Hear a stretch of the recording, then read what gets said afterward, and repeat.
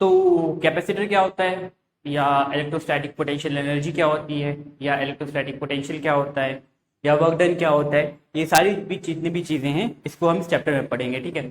So hello students, welcome to this channel. आज हम लोग पढ़ने जा रहे हैं electrostatic potential, electrostatic potential and capacitance. तो स्टार्ट करते हैं पहले टॉपिक से, जो है इलेक्ट्रोस्टैटिक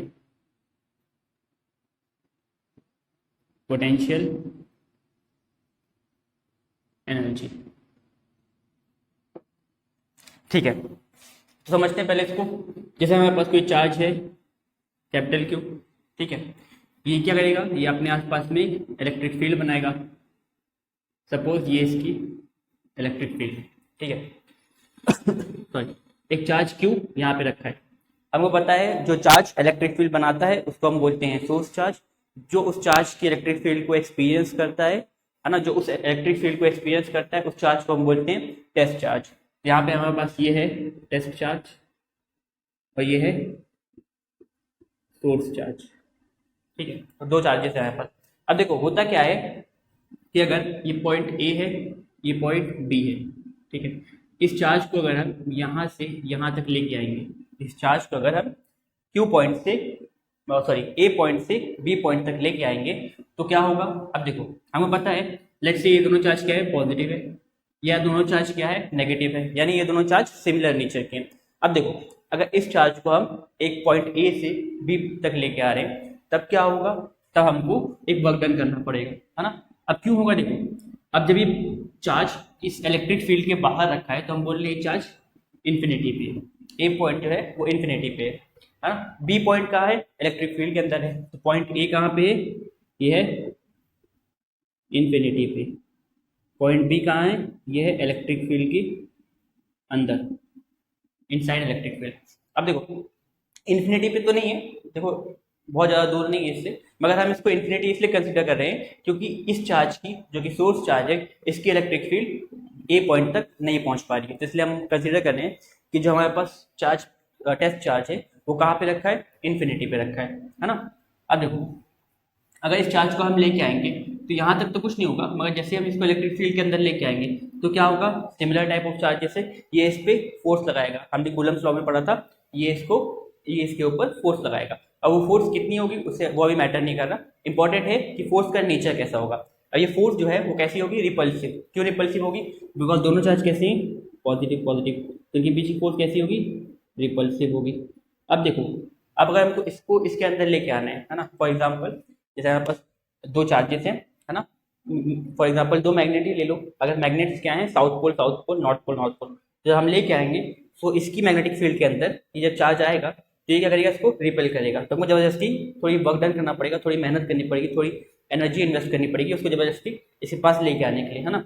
अब देखो जब इसके पास लेके आ रहे हैं इसको, ये चार्ज है, इसको हमने यहाँ तक ला दिया। अब देखो इस वाले चार्ज के अंदर जो कि टेस्ट चार्ज है, ये टेस्ट चार्ज है, सोर्स चार्ज है, इसकी मैग्नेटिक फील्ड है, ये हम लेके आ रहे हैं। जब हम इसको इसके पास लेके आएंगे तो क्या होगा, तो ये जो इस चार्ज है टेस्ट चार्ज, इसके अंदर एक एनर्जी स्टोर हो जाएगी जिसको हम बोलते हैं इलेक्ट्रोस्टैटिक पोटेंशियल एनर्जी। एक एग्जांपल लेते हैं, जैसे हमारे पास एक स्प्रिंग है,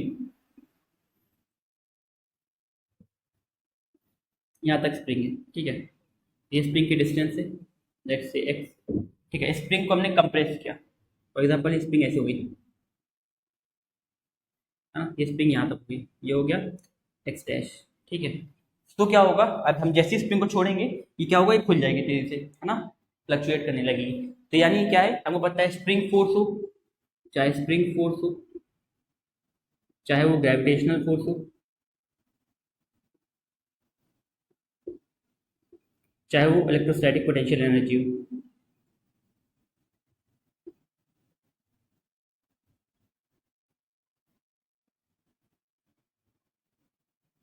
सारी कैसी होती है, कंजर्वेटिव होती है नेचर में।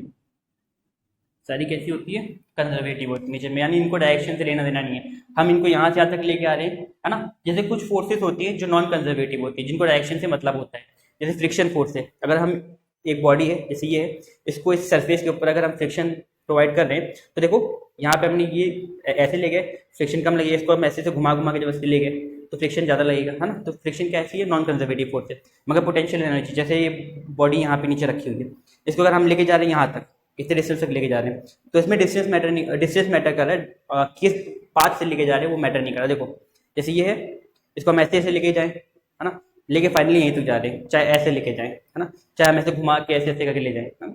इसके अंदर कितनी पोटेंशियल एनर्जी स्टोर होगी, mgh, जो इसका मास होगा, जो हमारी अर्थ की ग्रेविटी है ना, और इसकी हाइट जहाँ तक ले जा रहे हैं, ठीक है। तो ये क्या होती है, जो जिस फोर्सेस को पाथ से मतलब नहीं होता उसको हम बोलते हैं कंजर्वेटिव फोर्स, है ना। तो ये सारी क्या है, कंजर्वेटिव फोर्स। अब देखो इसको हम लेके आए यहाँ तक, है ना। अब इसके अंदर क्या हो गया, एक एनर्जी स्टोर हो गई, है ना।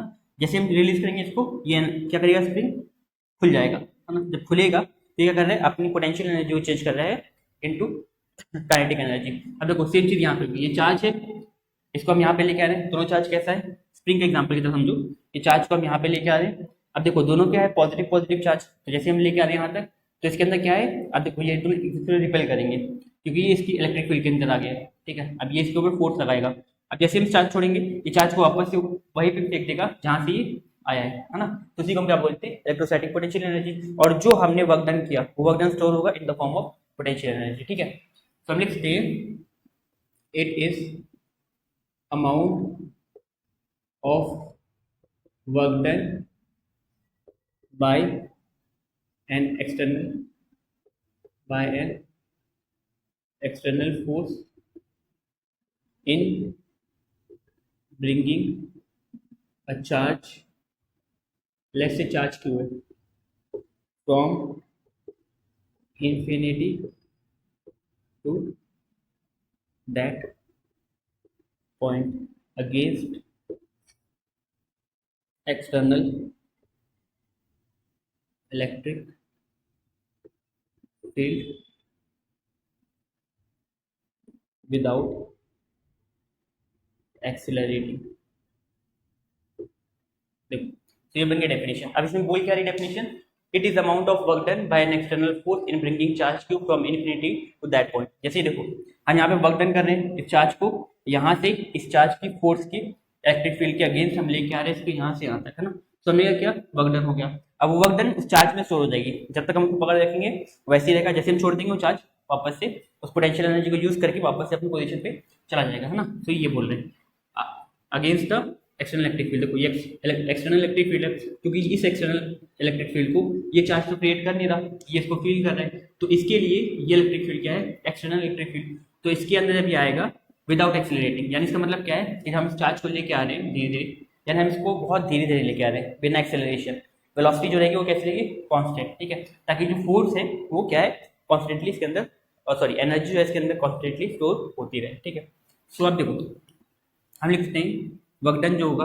अब हम जैसे मान लो हम अगर फॉर एग्जांपल जितना खाना खाते हैं उतने ही हम काम करते हैं, तो हमारे अंदर जो एनर्जी है हम उसी से क्या करते हैं, काम करते हैं। तो वर्क डन करने के लिए हमको एनर्जी चाहिए। सो जो हमारी वर्क डन होगा किस फॉर्म में स्टोर होगा, एनर्जी के फॉर्म में, है ना। तो जो एनर्जी होगी वो कितनी होगी, एनर्जी को हम यू से रिप्रेजेंट कर रहे हैं, तो पोटेंशियल एनर्जी को हम रिप्रेजेंट करते हैं यू से, ठीक है, कैपिटल यू। ये होगा change in work done. Work done कहाँ से कहाँ तक हो रहा है, वर्क डन पहले था इन्फिनिटी पे चार्ज, तो वर्क डन उसका इन्फिनिटी पे था, माइनस कर दिया वर्क डन, हम उसको कौन से पॉइंट पे लेके आ गए, बी पॉइंट पे, so work done at B, ठीक है। अब वर्क डन इन्फिनिटी पे होता है 0, तो कितना हो जाएगा माइनस डब्ल्यू बी। अब देखो दो चीज़ें हैं, पहला तो ये कॉन्सेप्ट और दूसरा ये इन्फिनिटी पे वर्क डन 0 कैसे हो गया, ठीक है, समझते हैं इसको। पहला तो देखो जो change in work done, for example पहले चार्ज के पास एनर्जी, लेट्स से पहले चार्ज की एनर्जी थी 0 जूल, ठीक है, पहले चार्ज की एनर्जी थी 0 जूल, हमने इसको यहाँ से यहाँ तक लेके आया, हमने मान लो 100 जूल एनर्जी इन्वेस्ट किया, हमने 100 जूल एनर्जी लगाया उस चार्ज के ऊपर एग्जाम्पल के लिए। तो देखो यहाँ पे क्या हो रहा है, ये चार्ज के अंदर कितनी एनर्जी स्टोर होगी, 0 माइनस 100 जूल, ठीक है। जैसे एक और एग्जाम्पल लेते हैं, जैसे मान लो ये चार्ज है, इसके पास पहले ये यहाँ पे रखा था, इसके पास एनर्जी थी 80 जूल, ठीक है। अब हमने इसको यहाँ से यहाँ तक लेके आ गए, ठीक है, तो अब इसी वजह से एनर्जी होगी 120 जूल, क्या। अब हमने बोला कि यहाँ से यहाँ तक लाने में इसको कितनी एनर्जी अपनी इन्वेस्ट किए, तो वो कितनी किए, इसके पास वो 120 जूल फाइनल, माइनस इनिशियल कितनी थी 80, तो कितनी बची 40 जूल। तो यही हमने कॉन्सेप्ट यहाँ पे लगाया, ठीक है। अब इसके बाद क्वेश्चन आता है कि वर्क डन एट इन्फिनिटी 0 क्यों हो गया। अब देखो अब अगर हम इस चार्ज को यहाँ से इतने रीजन तक मूव किए, लेट्स से डिस्टेंस है y, इसको हमने बाई डिफरेंस मूव किया।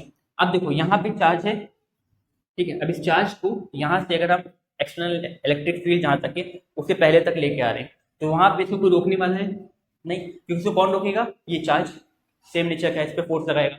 और जब तक कि कोई यहाँ पे एक्सटर्नल इलेक्ट्रिक फील्ड नहीं है इसको रोकने के लिए, तब तक हमको कोई एनर्जी इन्वेस्ट करने की जरूरत ही नहीं है ना। यहाँ पे एनर्जी कितनी हो जाएगी, जीरो। अब देखो एनर्जी तो वहाँ पे लगेगी, जैसे हमारे पास यहाँ पे क्यू है, यहाँ पे चार्ज क्यू है ना, इसके इलेक्ट्रिक फील्ड ये, इसकी इलेक्ट्रिक फील्ड ये। अब देखो जब तक इस चार्ज को हम यहाँ पे लेके आएंगे तब क्या करेंगे, ये दोनों एक दूसरे को रिपेल करेंगे। अब जब इन दोनों की इलेक्ट्रिक फील्ड कोलाइड ही नहीं करेगी, ये इसके इलेक्ट्रिक फील्ड के अंदर जाएगा ही नहीं, तो इसको रोकेगा कौन, कोई नहीं रोक सकता है ना। वहाँ पे इसको रोकने वाला कोई नहीं है ना। जैसे एक चुंबक है, इस चुंबक को हम यहाँ लेके आए, ठीक है, इसकी इलेक्ट्रिक मैग्नेटिक फील्ड यहाँ तक है। अब हम इस चुंबक को यहाँ तक लेके आएंगे, जैसे एक चुंबक यहाँ, एक चुंबक यहाँ पे। अब देखो एक चुंबक यहाँ पे, एक चुंबक यहाँ पे। अब इस चुंबक की, ये चुंबक की मैग्नेटिक फील्ड यहाँ तक है, ठीक है। तो हम इसको यहाँ से यहाँ तक ले जाएंगे तो उसको, ये चुंबक तो इसको रोकेगा नहीं, और ना ही और कोई चुंबक इसको रोकने के लिए। तो मैग्नेट, इस मैग्नेट को यहाँ तक लेके आने टाइम में हमको कोई एनर्जी नहीं लगेगी, है ना। तो इसलिए जो भी इन्फिनिटी पे होता है वर्क डन कितना हो जाता है, जीरो, ठीक है। हाँ, वर्क डन कितना हो जाएगा, जीरो। ये कैसे होती है, it is a scalar quantity. कैसी क्वांटिटी है, स्केलर क्वांटिटी, ठीक है। इसकी यूनिट होती है जूल, वर्क डन को बनाते हैं जूल में, ठीक है। एक और यूनिट होती है इलेक्ट्रॉन वोल्ट, एक और यूनिट होती है इलेक्ट्रॉन वोल्ट। अगर हम बोलेंगे एक जूल में कितने इलेक्ट्रॉन वोल्ट होते हैं, तो इलेक्ट्रॉन है ना, चार्ज ऑफ इलेक्ट्रॉन लिख दो, 1.6 इंटू 10 की पावर -19 इलेक्ट्रॉन वोल्ट होते हैं। एक जूल में कितने होते हैं, 1.6 इंटू 10 की पावर -19 इलेक्ट्रॉन वोल्ट, ठीक है। तो ये है concept of electrostatic potential energy. अब क्वेश्चन ये आता है कि इसका यूज कहाँ पे, ठीक है, इसका यूज कहाँ पे। देखो पोटेंशियल एनर्जी है, कौन इसको क्रिएट कर रहा है या किसकी वजह से ये बनती है, ये बनती है चार्जेस की वजह से, है ना। और हमको पता है कैपेसिटर जो है ये एक ऐसा डिवाइस होता है जो चार्ज को स्टोर करता है। अब अगर कैपेसिटर के पास दो प्लेट है, एक प्लेट में से चार्ज को स्टोर किया है ना, तो इसकी यहाँ पे क्या होगा, यहाँ पे बहुत सारे मिलियंस ऑफ चार्जेस होंगे, है ना। जहाँ मिलियंस ऑफ चार्जेस है उन सबकी अपनी अपनी इलेक्ट्रिक फील्ड होगी, है ना। और जब उन सबकी अपनी अपनी इलेक्ट्रिक फील्ड होगी तो वो सब चार्जेस एक दूसरे पे क्या लगाएंगे, एक फोर्स लगाएंगे, है ना। और वो लोग एक दूसरे के ऊपर इलेक्ट्रोस्टैटिक पोटेंशियल एनर्जी का भी इन्फ्लुएंस डालेंगे, यानी उन सबकी खुद ही अपनी अपनी अपनी अपनी एक इलेक्ट्रोस्टैटिक पोटेंशियल एनर्जी होगी। सो कैपेसिटर को अगर हमको स्टडी करना है तो उसके ऊपर कितनी एनर्जी आ रही है, उसका पोटेंशियल डिफरेंस कितना है, सब कुछ जानना जरूरी है, इसलिए इसका यूज वहाँ पे आता है, ठीक है। और दूसरी चीज, जितनी भी इलेक्ट्रॉनिक डिवाइसेस हैं हमारे घर में या बाहर जहाँ पे भी हम देखते हैं, हर जगह कॉन्सेप्ट आता है इलेक्ट्रोस्टैटिक पोटेंशियल एनर्जी का। तो अगर हमको अपनी बाहरी दुनिया को समझना है, यानी जितने हमारी दुनिया में जितने भी अप्लाइंसेस है और जो भी इलेक्ट्रिकल डिवाइसेस है, अगर हमको समझना है तो हमको ये सब कॉन्सेप्ट समझना जरूरी रहेगा, ठीक है। तो ये इसका फिजिकल सिग्निफिकेंस है, नोट कर लें। अब इसके बाद अगला कॉन्सेप्ट जो है वो है इलेक्ट्रोस्टैटिक पोटेंशियल। इलेक्ट्रोस्टैटिक पोटेंशियल इसको हम डिनोट करते हैं V से, ठीक है। सो क्या होता है ये समझते हैं। देखो फॉर एग्जांपल हमारे पास वही वाला सेम सीन है, ये चार्ज क्यू है, इसी खुद की इलेक्ट्रिक फील्ड है, यहाँ पे एक टेस्ट चार्ज रखा है क्यू, है ना। इसको यहाँ से यहाँ तक लेके आ रहे हैं, ठीक है ना। तो हमको वर्क डन करना पड़ रहा है। अब अगर हम पोटेंशियल डिफाइन करें तो वो होता है work done per unit charge. For example ये चार्ज लेट से क्यू है और ये टेस्ट चार्ज है क्यू नॉट, है ना। So work done per unit test charge को हम क्या बोलते हैं, वोल्टेज। समझते हैं इसको एग्जांपल लेके। फॉर एग्जांपल हम बस एक पानी की टंकी है और वो कनेक्टेड है दूसरे पानी की टंकी से, ठीक है। एक में पानी पूरा भरा है, एक में पानी खाली है, ठीक है। अब अगर हम यहाँ से नॉब है, नॉब लगी है, फॉर एग्जांपल ये एक छोटी सी नाली टाइप का है इनके बीच में कनेक्शन, और अगर उसको हम हटा दें बैरियर, पानी कहाँ से कहाँ फ्लो करेगा, यहाँ से यहाँ फ्लो करेगा। क्यों, क्योंकि इसके बीच में वाटर लेवल डिफरेंस है। ये पॉइंट अगर हम देखें तो इनके बीच में वाटर लेवल डिफरेंस है ना। अगर वाटर लेवल डिफरेंस दोनों में बराबर है, मान लो इसमें भी इतना पानी आ जाए, ठीक है, तब पानी कहाँ से कहाँ फ्लो करेगा, कहीं नहीं फ्लो करेगा, बिकॉज दोनों के बीच में जो वाटर लेवल डिफरेंस था वो जीरो हो गया। यही सेम चीज़ अप्लाई होती है किसी भी बैटरी में। बैटरी ही क्या करता है, पोटेंशियल डिफरेंस को सप्लाई करता है, जिसको हम वोल्टेज बोलते हैं। पोटेंशियल डिफरेंस को हम वोल्टेज ही बोलते हैं। वोल्टेज कौन सप्लाई करता है, बैटरी, ठीक है, तभी बल्ब जलेगा, ठीक है। अब देखो समझते हैं। अब जैसे इसमें पोटेंशियल डिफरेंस होगा, मान लो अगर हमने क्या किया, अगेन वही सेम वाटर लेवल डिफरेंस है, और हमने यहाँ पे एक नाव को रख दिया, नाली है सिर्फ इसमें नाव रखती है, और जैसे हम पानी छोड़ेंगे नाव भी इसके साथ फ्लो करती रहेगी। सो हम बोल रहे हैं नाव को एक जगह से दूसरी जगह ले जा रहा है, कौन ले जा रहा है, पानी। पानी के अंदर जो पोटेंशियल डिफरेंस है, वाटर लेवल डिफरेंस है, उसकी वजह से इतना प्रेशर से पानी आ रहा है कि वो नाव को अपने साथ लेके जा रहे हैं। अब जितना ज़्यादा प्रेशर होगा, जितना ज़्यादा डिफरेंस होगा इनका, उतनी ज़्यादा प्रेशर से पानी निकले, उतनी तेज नाव मूव करेगी। सेम चीज़ बैटरी में होती है। अब देखो बैटरी को अगर हम समझे तो बैटरी में क्या होता है, पोटेंशियल डिफरेंस यानी चार्ज का डिफरेंस होता है। एक तरफ मान लो चार्ज बहुत ज़्यादा है, एक तरफ बहुत ज़्यादा चार्ज है, लेट्स से एक तरफ बहुत इलेक्ट्रॉन है। जैसे बैटरी का वर्किंग हम लोग सीखेंगे बाद में, मगर अभी फिलहाल के लिए एग्जाम्पल समझ रहे हैं। तो एक तरफ पोटेंशियल चार्जेस, नेगेटिव चार्जेस बहुत ज़्यादा है, एक तरफ पॉजिटिव चार्जेस बहुत ज़्यादा है ना। और इस चीज़ को अगर हम कनेक्ट कर दें सर्किट से, यहाँ इस चीज़ को कनेक्ट कर दें सर्किट से, ठीक है, तब क्या होगा, तब देखो फॉर एग्जाम्पल कंडक्टर, ये है एक कंडक्टर, कंडक्टर के पास अपने खुद के फ्री इलेक्ट्रॉन्स होते हैं, है ना, फ्री इलेक्ट्रॉन्स होते हैं इनके पास। तो देखो इसमें जो इलेक्ट्रॉन्स हुआ कंडक्टर में, है ना, वो क्या करेगा, वो चार्ज डिफरेंस की वजह से यहाँ देखो नेगेटिव चार्ज आता है ना, तो इलेक्ट्रॉन्स यहाँ तो मूव करेगा नहीं, नेगेटिव चार्ज से अभी जाएगा, और कहाँ जाएगा, किस तरफ अट्रैक्ट होगा, पॉजिटिव चार्ज की तरफ अट्रैक्ट होगा। तो इलेक्ट्रॉन कंटिन्यूसली फ्लो करेगा और इसकी वजह से हमको क्या मिलेगा, करंट मिलेगा, है ना। देखो अगर ये पोटेंशियल डिफरेंस जो है, चार्जेस का जो डिफरेंस है माइनस क्यू और प्लस क्यू, इसको अगर हम कम कर दें, हम दोनों तरफ क्या कर दें, इक्वल अमाउंट ऑफ चार्ज डाल दें, यहाँ पर इक्वल इलेक्ट्रॉन है, इक्वल प्रोटॉन है। अब चार्ज डिफरेंस अभी भी रहेगा, ठीक है, चार्ज डिफरेंस अभी भी रहेगा। मान लो हमने बोला कि अब इलेक्ट्रॉन जो है वो पूरे हो गए, प्रोटॉन खत्म हो गए इससे, यानी इसमें पूरे के पूरे इलेक्ट्रॉन आगे, प्रोटॉन नहीं है, ठीक है।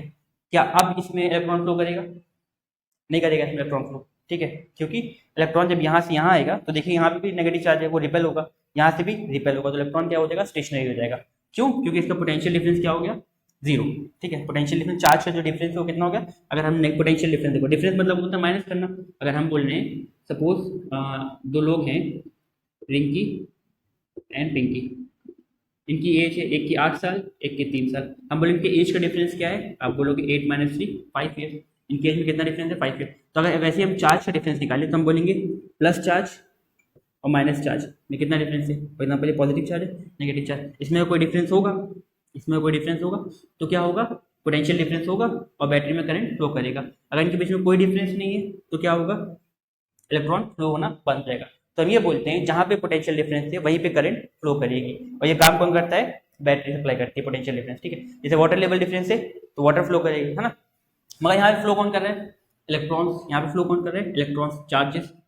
यहाँ फ्लो कौन कर रहे हैं, चार्जेस। अब उस चार्जेस को लेके जाना है, मैं बैटरी को मेहनत लगेगी, बैटरी वर्क नहीं करेगी। अब देखो एग्जाम्पल की, जैसे यहाँ पे ये नाव, इसको पानी लेके जा रहे हैं, ठीक है, ये पानी इसको फ्लो करा रहे हैं। अगर वही हम सेम चीज़ करें, यहाँ पे नाव जो है इसको भारी कर दे थोड़ा, तब क्या बोट जो नाव है हमारी उतनी तेजी से फ्लो करेगी, नहीं, उसका स्पीड कम हो जाएगा।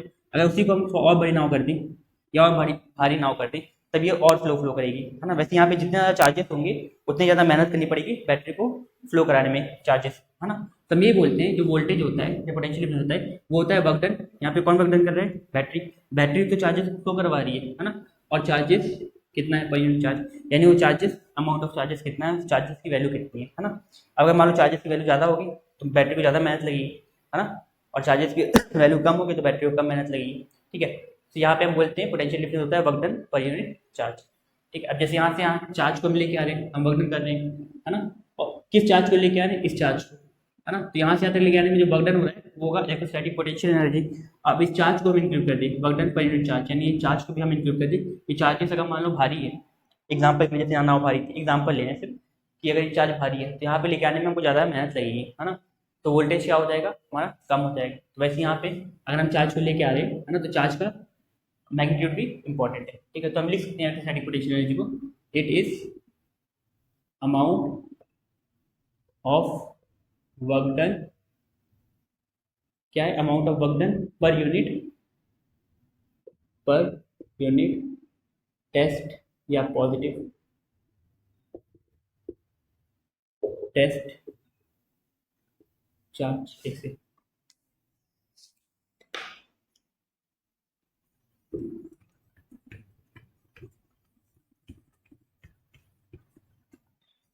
per unit positive test charge in bringing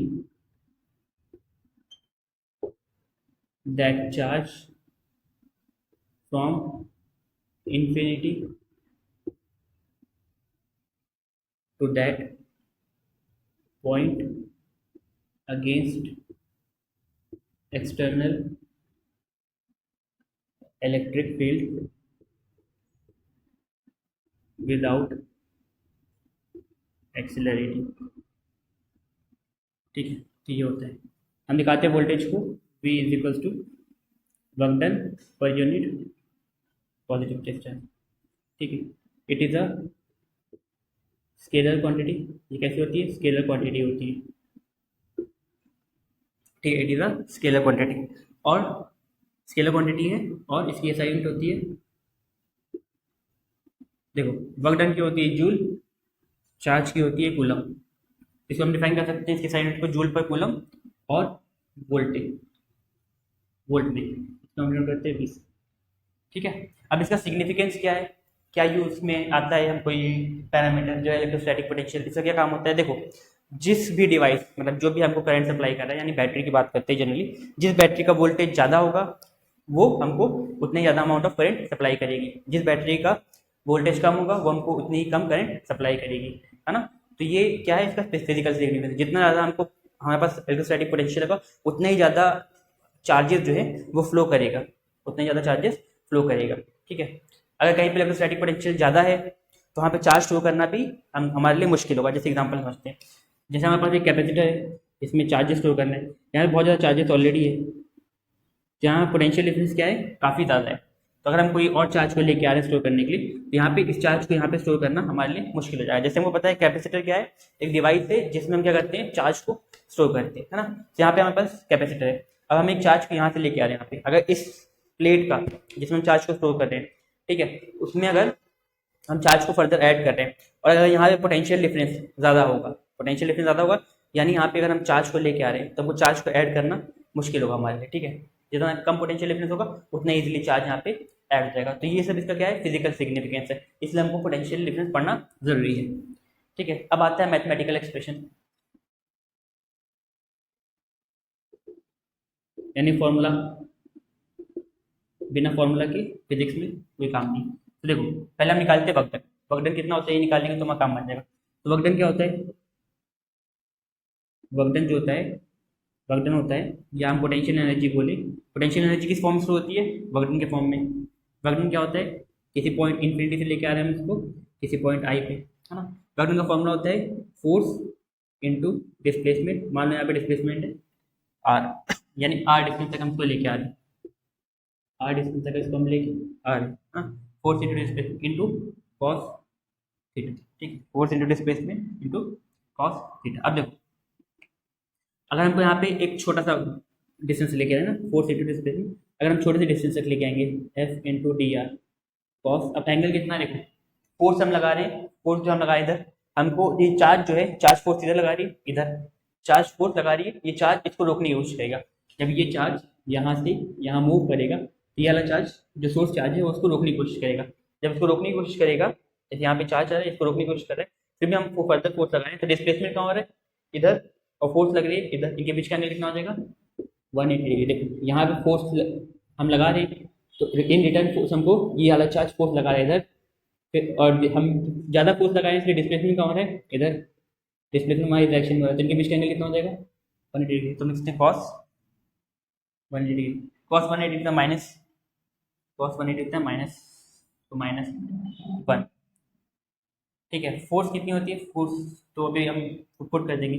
अब देखो हमको कहाँ से कहाँ तक चाहिए, छोटा सा डिस्प्लेसमेंट है, ये छोटा सा वर्क डन करेगा। ठीक है, अगर ये डिस्प्लेसमेंट छोटा सा है, वर्क डन छोटा सा करेगा। एफ कितना है, फोर्स, फोर्स होता है के क्यू क्यू नॉट, मान लो ये चार्ज है क्यू और ये चार्ज है क्यू नॉट इनके अपॉन आर स्क्वायर, ये होता है फोर्स, चैप्टर 1 में पढ़ा था कूलम्स लॉ में, है ना। डिस्प्लेसमेंट है डी आर। ठीक है, ये आ गया छोटा सा वर्क डन के लिए। अब मान लो हमको पूरा का पूरा कितना वर्क डन हो रहा है, चार्ज को हमने बोला, हमने तो छोटी सी डिस्टेंस मूव कराया डी आर, एक छोटी सी डिस्टेंस हमने मूव कराया, तो वर्क डन इसने छोटा सा किया। ठीक है, मगर हमको निकालना है वर्क डन पूरा आर डिस्टेंस तक का, तो हम क्या करेंगे, इसको इंटीग्रेट कर देंगे। कहाँ से कहाँ तक लेके आ रहे हैं इसको, हम पहले इन्फिनिटी पे रखा था, फिर कहाँ पे लेके, पॉइंट ए पे, पहले इन्फिनिटी पे था, फिर हम इसको कहाँ से इन्फिनिटी से लेके आए, आर डिस्टेंस पे, है ना, इन्फिनिटी से लेके आए इसको आर डिस्टेंस पे, कितना, माइनस नेगेटिव साइन बाहर, K Q Q not by R square into D R. अब देखो यहाँ पे ये हो जाएगा वर्क डन डी डब्ल्यू का इंटीग्रेशन, ठीक है, डी डब्ल्यू का इंटीग्रेशन हो जाएगा डब्ल्यू जो जाएगा माइनस के क्यू, क्यू नॉट तो कॉमन कॉन्स्टेंट है, यहाँ पे आ जाएगा इंटीग्रेशन ऑफ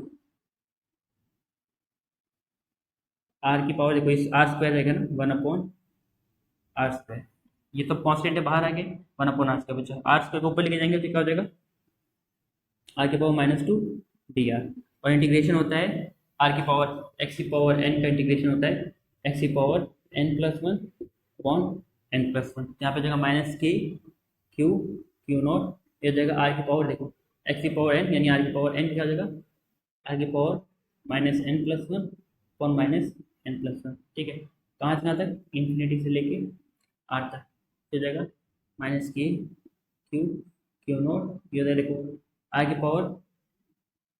आर की power minus one divide by ये आ जाएगा माइनस वन, कहाँ से कहाँ तक इन्फिनिटी से लेके आर तक, ठीक है, इसको मिटा देते हैं।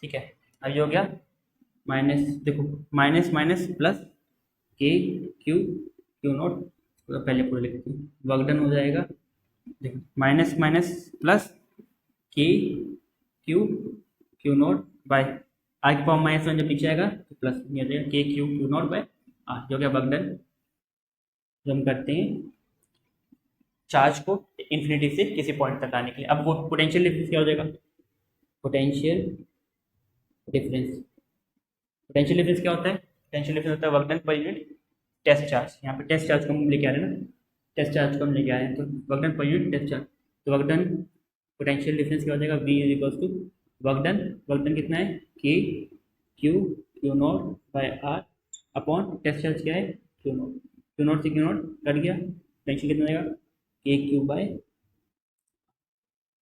तो ये दोनों इंपॉर्टेंट इक्वेशन फॉर्मूला है, याद रखना इसको, ठीक है, तो ये होता है हमारा पूरा का पूरा इलेक्ट्रोस्टैटिक पोटेंशियल, ये इसका डेरिवेशन है, इंपॉर्टेंट आ जाता है एग्जाम में, कभी बहुत ज़्यादा नहीं पूछा जाता मगर फिर भी याद होना चाहिए, ठीक है, नोट कर लीजिए।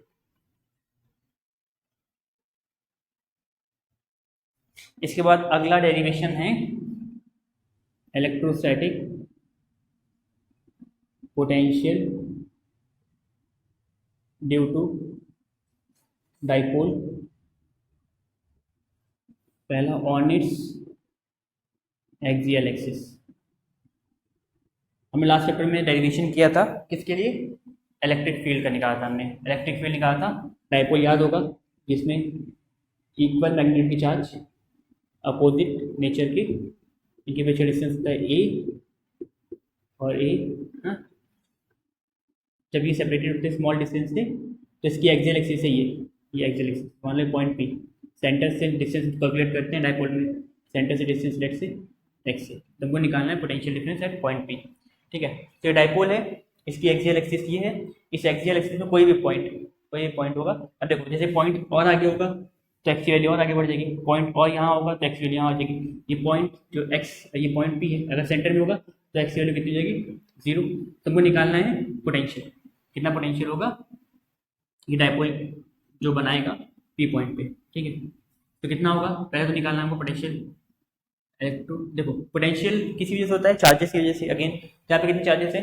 दो चार्जेस है, तो दोनों अपना अपना पोटेंशियल डिफरेंस क्रिएट करेंगे, ठीक है, तो इलेक्ट्रोस्टैटिक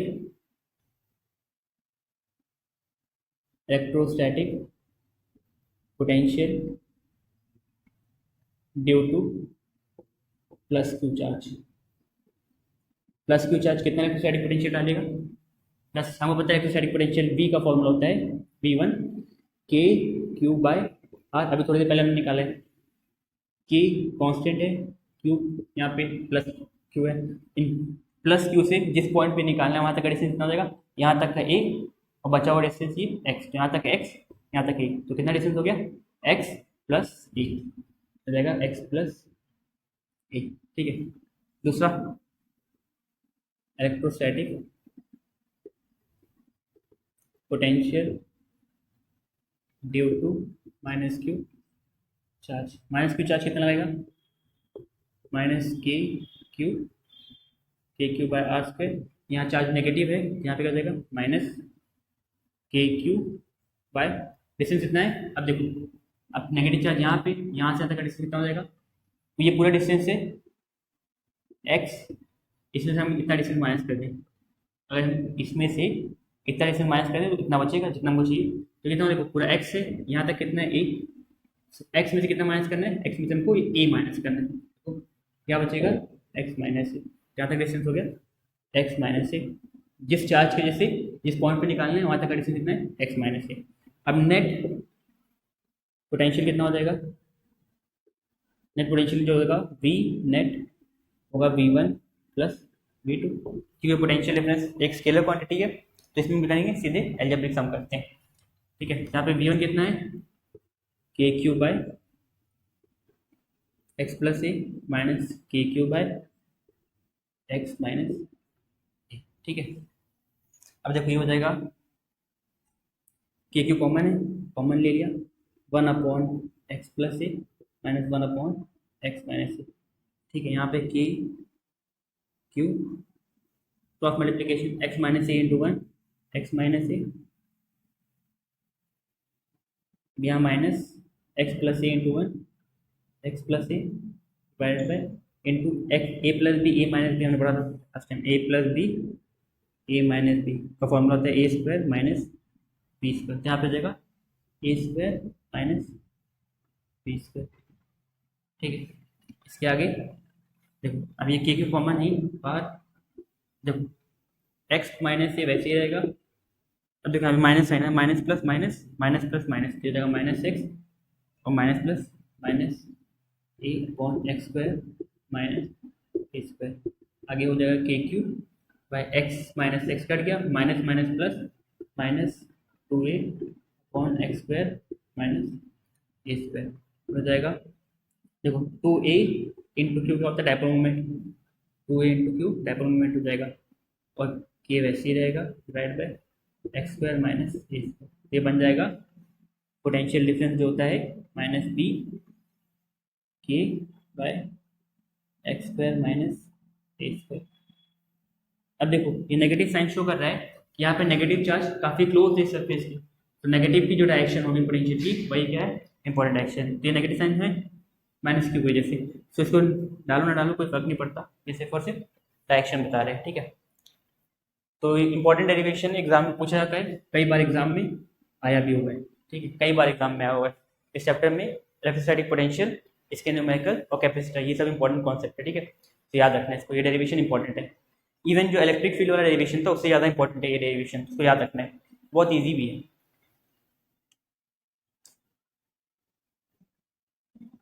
इसके बाद सेकंड पार्ट है on it's equatorial axis. Equatorial axis dipole ये है, प्लस क्यू चार्ज है माइनस क्यू चार्ज है, इसके बीच का डिस्टेंस ये है ए, ये है ए, ये सेंटर है, ए पॉइंट है, ए बी पॉइंट है।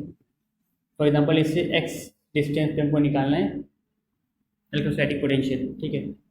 अब देखो इस चार्ज की जैसे यहाँ पे जो डिस्टेंस है, इस चार्ज की जैसे यहाँ जो डिस्टेंस है हो जाएगा कितना हो जाएगा, देखो एक राइट एंगल ट्राइंगल हाइपोटेनस का स्क्वायर होता है P square plus B square, H कितना हो जाएगा रूट, ये स्क्वायर हो जाएगा तो रूट पी स्क्वायर, परपेंडिकुलर क्या है एक्स का स्क्वायर प्लस बेस क्या है ए का स्क्वायर, तो डिस्टेंस हो गया under root x square plus ए स्क्वायर, यहाँ तक का डिस्टेंस भी सेम है, दे देगा under root x square plus ए स्क्वायर, ठीक है।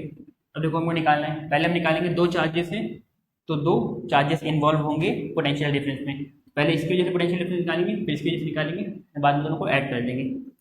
तो देखो electrostatic potential due to plus Q charge कितना लगेगा electrostatic potential V1 is equal to K Q by R, K तो के है पॉजिटिव चार्ज है, आर डिस्टेंस कितना है under root x square plus ए स्क्वायर। सिमिलरली इलेक्ट्रोस्टैटिक पोटेंशियल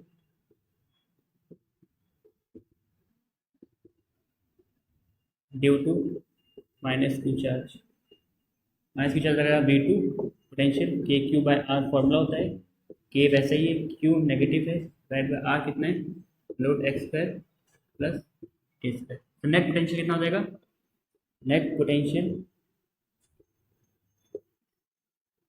देखो, net potential को V1 plus V2, V1 कितना है के Q by under root x square plus A square, V2 कितना है प्लस माइनस के Q by under root x square plus A square, plus minus minus. अब देखो दोनों टर्म सेम है।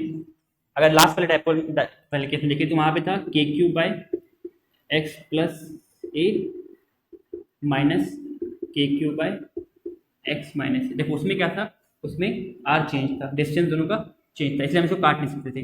अब देखो यहाँ पे क्या है, दोनों सेम है, एक्स प्लस ए रूट का एक्स प्लस ए, चार्ज के क्यू नेगेटिव, तो क्या हो जाएगा, कट किया हो जाएगा जीरो। तो पोटेंशियल इक्वेटोरियल एक्सिस में यानी बीच और बीच में कितनी होती है, जीरो होती है किसी भी डायपोल के लिए। मगर अगर आपको याद होगा तो इलेक्ट्रिक फील्ड जीरो नहीं थी, इलेक्ट्रिक फील्ड जीरो नहीं थी, है ना। तो यहाँ पे पोटेंशियल जीरो है, इलेक्ट्रिक फील्ड जीरो नहीं थी। ऐसा इसलिए क्योंकि पोटेंशियल क्या थी, पोटेंशियल एक स्केलर क्वांटिटी है, तो हम सीधे सीधे प्लस करते हैं, ठीक है। मगर इलेक्ट्रिक फील्ड जो थी वो क्या थी, वेक्टर क्वांटिटी। उसमें क्या था, उसमें डायरेक्शन मैटर करता था। उसमें इलेक्ट्रिक फील्ड एक ऐसी क्रिएट होती थी, एक ऐसी क्रिएट होती थी, नेट इलेक्ट्रिक फील्ड हम निकाल लेते थे। मगर इसमें क्या है, इसमें ऐसा कुछ है नहीं, ये स्केलर क्वांटिटी है, तुमको सीधे प्लस करना है, डायरेक्शन इसमें मैटर करती नहीं, ठीक है। तो हम यहाँ लिख सकते हैं चाहे तो नोट डाल के, electric field at equatorial point on dipole is non zero while electrostatic potential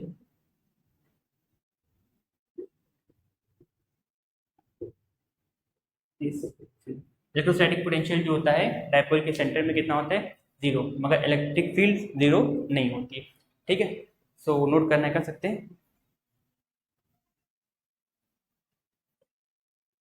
चलो इसके बाद एक क्वेश्चन देखते हैं हम लोग, एनसीईआरटी बुक जो है हम लोग की, उसका एक्सरसाइज का 2.1 क्वेश्चन है, ठीक है। पहले क्वेश्चन है एक्सरसाइज का, क्वेश्चन ये बोला है 2 चार्जेस 5 × 10⁻⁸ कूलम, 2 चार्जेस है, पहला है 5 × 10⁻⁸ कूलम, ठीक है। दूसरा है -3 × 10⁻⁸ कूलम, दूसरा है -3 × 10⁻⁸ कूलम। इनके बीच का जो सेपरेशन है, डिस्टेंस ऑफ सेपरेशन, वो है 16 centimetre apart. At what point on the line joining the two charges, देखो इन दोनों चार्जेस को कौन सी लाइन जॉइन कर रही है, ये लाइन है ना, जो इनके बीच की जो लाइन है जो इन दोनों पॉइंट को जॉइन कर रही है, इस लाइन पे ऐसा कौन सा पॉइंट होगा, मान लो ये पॉइंट है, ऐसा कौन सा पॉइंट होगा, ये ए है, बी है, लेट्स से सी पॉइंट पर पोटेंशियल जीरो है ना, वो कौन सा पॉइंट होगा जहाँ पे इलेक्ट्रिक पोटेंशियल कितना होगा, जीरो। तो बोल रहा है ये पॉइंट लाइन में कहाँ होगा जहाँ पोटेंशियल जो होगा, इलेक्ट्रिक पोटेंशियल, वो जीरो होगा, ठीक है। सो हम एज्यूम करते हैं ये पॉइंट है एक्स डिस्टेंस दूर, ये पॉइंट कितना है, एक्स डिस्टेंस दूर, पूरी लाइन का डिस्टेंस 16, जो बचा हुआ डिस्टेंस कितना होगा, 16 - x, है ना। 16 सेंटीमीटर की लाइन है, मान लो 2 सेंटीमीटर ये कितना हो जाएगा, 14 सेंटीमीटर। अगर पूरी 16 सेंटीमीटर की लाइन है, ये 6 सेंटीमीटर है, तो कितना होगा, 10। कैसे पता, 16 - 6 10 × 16 - x, 16 - x सेंटीमीटर, ठीक है। अब यहाँ पोटेंशियल बोले जीरो, यानी बी नेट जो है, नेट पोटेंशियल कितना होना चाहिए, जीरो। अब देखो हमको पता है नेट पोटेंशियल फॉर्मूला होता है V1 + V2। यहाँ कितने चार्जेस हैं, 2 चार्जेस हैं, तो कितनी पोटेंशियल जनरेट होगी, 2 पोटेंशियल, है ना। तो दोनों पोटेंशियल का सम कितना होना चाहिए, जीरो बराबर। तो V1 का फॉर्मूला होता है Q/R, V2 का फॉर्मूला होता है KQ/R। वैल्यू होता है के कॉन्स्टेंट है 9 × 10⁻9, क्यों कितनी चार्ज कितना दिया है, पहला 5 × 10⁻⁸। इसका डिस्टेंस कितना है, जहाँ पे पोटेंशियल जीरो है, और उस पॉइंट पे कितना डिस्टेंस है, x, ठीक है। सिमिलरली यहाँ पे k है 9 × 10⁻9, क्यों कितना है, माइनस, तो माइनस हो जाएगा, ये प्लस माइनस माइनस, तो अच्छा बाद में कर लेंगे, 3 × 10⁻⁸। इसके बाद इनके पीछे डिस्टेंस कितना है, 16 - x, ये प्लस माइनस माइनस हो गया, ठीक है, ये जीरो के बराबर है। और जो कोई नेगेटिव वाला है, इसको इधर भेजेंगे तो क्या हो जाएगा, पॉजिटिव, तो हो जाएगा 9 × 10⁻9 × 3 × 10⁻8 divided by 16 - 6 is equals to 9 × 10⁻9 × 5 × 10⁻8 divide by X, ठीक है। अब देखो यहाँ पे क्या है, ये इंटू में हो जाएगा तो डिवाइड में, यानी ये और ये कट जाएगा, 10⁻⁻8 का भी सेम कट जाएगा। यहाँ बचा 3/16 - 6, ये बचा 3/16 - 6, यहाँ बचा 5/x, बाकी ये तो कट गया, ठीक है। अब यहाँ पे क्रॉस मल्टीप्लाई करते हैं, x इंटू 3x, 16 - 6 इंटू 5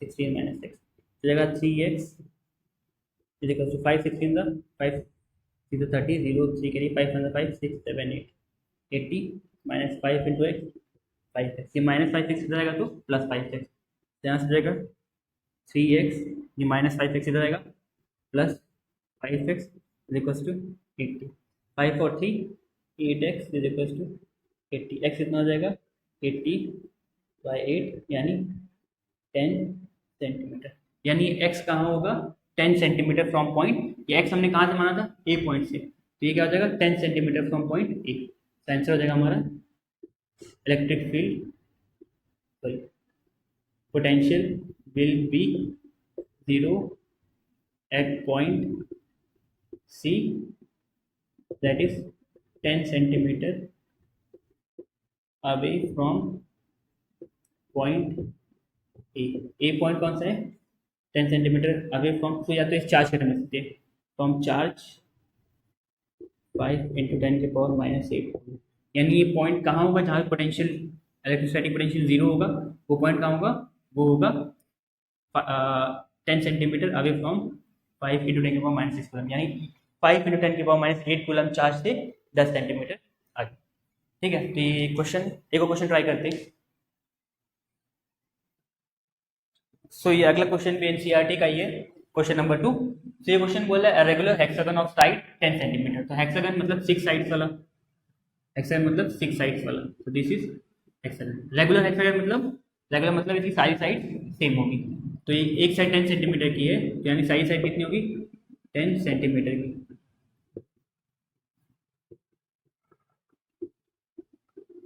ठीक है। और 5 microcoulomb charge is placed on each vertices, यानी 5 माइक्रोकूलम चार्ज हर एक वर्टिसेस यानी कोने में रखा गया, वर्टिसेस मतलब कोना, तो हर एक वर्टिसेस में कितना चार्ज रखा गया है 5 माइक्रोकूलम का। तो हमको निकालना है calculate the potential at the centre of hexagon, यानी सेंटर पे, अगर इस लाइन को हम ज्वाइन करते हैं तो ये सेंटर है ओ पे, इस पे निकालना है हमको कितना पोटेंशियल क्रिएट करा हो। अब देखो पूरा एंगल होता है 360 डिग्री, और ये रेगुलर हेक्सागन है, इसके सारे एंगल कितने होंगे 60 डिग्री,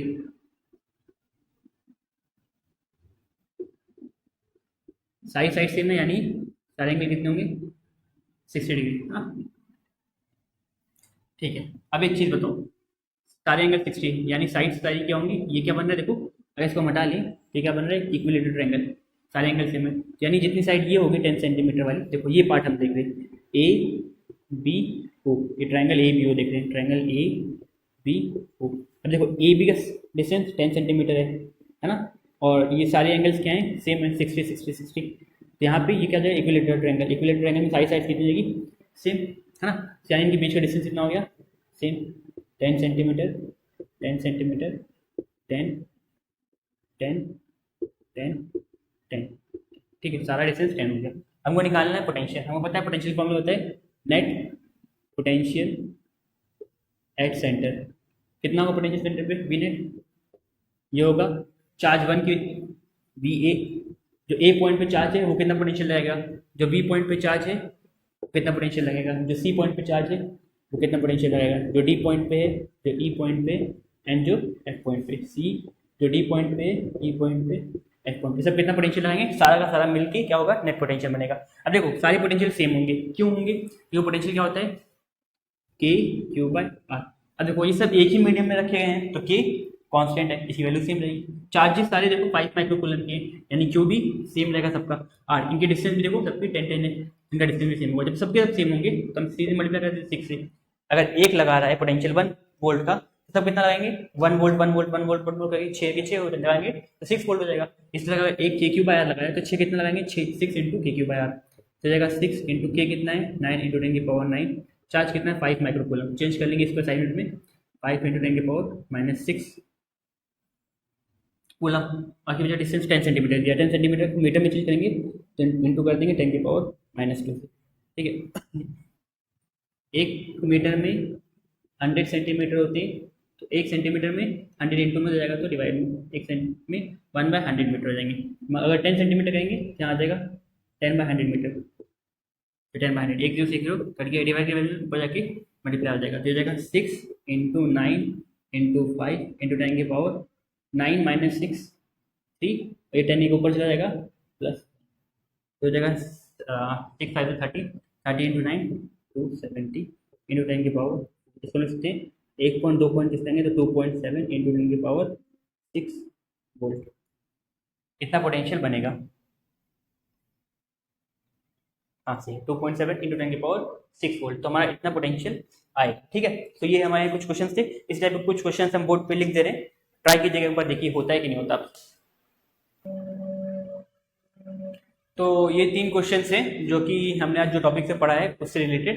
फर्स्ट क्वेश्चन जो है ये वर्गमूल क्वेश्चन है, जिसको हम आगे तो इससे अगला वाला कॉन्सेप्ट पढ़ेंगे अगले वीडियो में, बट फिर भी एक बार ट्राई कर सकते हैं, पुराना प्रीवियस ईयर क्वेश्चन है सारे जो एग्जाम में आए हैं बोर्ड में, ठीक है। तो ट्राई कीजिए, नीचे आंसर्स भी दिए सारे, तो ये आपके लिए होमवर्क है, नेक्स्ट वीडियो में देखते हैं इसकी सोल्यूशन भी, ठीक है। चलिए बस आज के लिए इतना काफ़ी है, थैंक यू।